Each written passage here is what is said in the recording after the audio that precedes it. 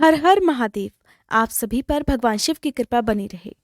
माघ मास में पड़ने वाली अमावस्या सबसे बड़ी अमावस्या मानी जाती है और जब भी अमावस्या की तिथि 2 दिन तक पड़ती है तब पहले दिन श्राद्ध की अमावस्या मनाई जाती है और अगले दिन स्नान दान और व्रत की अमावस्या मनाई जाती है। माघ महीने की अमावस्या को मौनी अमावस्या भी कहा जाता है।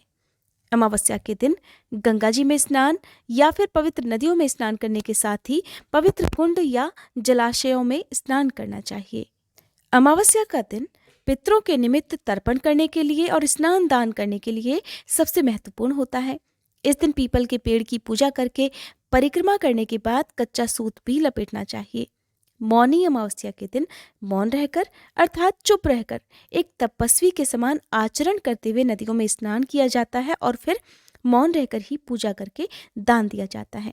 कहते हैं कि माघ के महीने में देवतागण प्रयागराज में आकर अदृश्य रूप से संगम में स्नान करते हैं।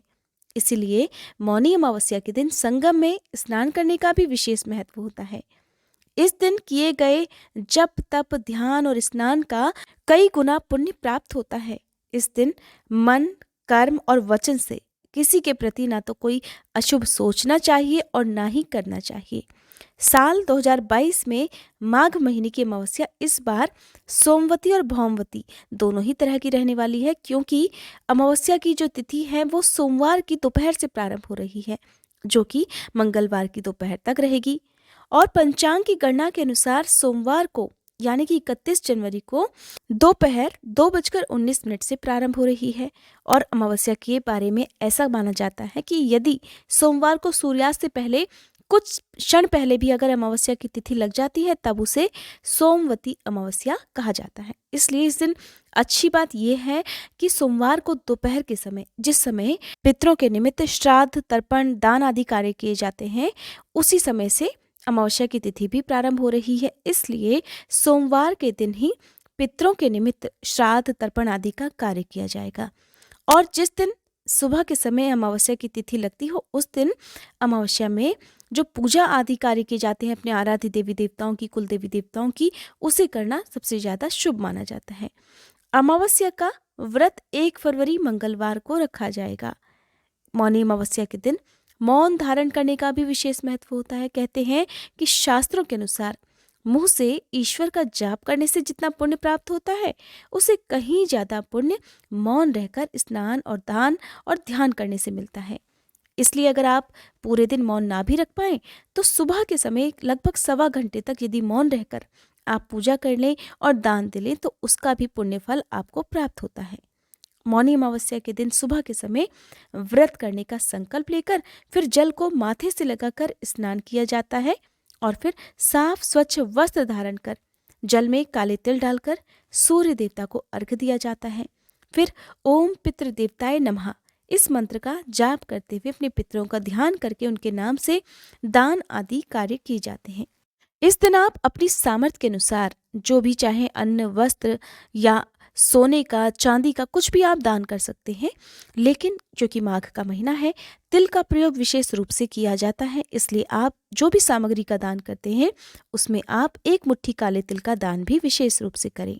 कहते हैं तिलों का दान करने से सभी पाप नष्ट हो जाते हैं और तिल शनिदेव को बहुत प्रिय होते हैं, इसलिए शनिदेव का आशीर्वाद भी प्राप्त होने लगता है। अमावस्या के दिन विधि विधान से पूजा करने के साथ ही यदि संभव हो तो आप जल और फल ग्रहण करके व्रत भी रख सकते हैं।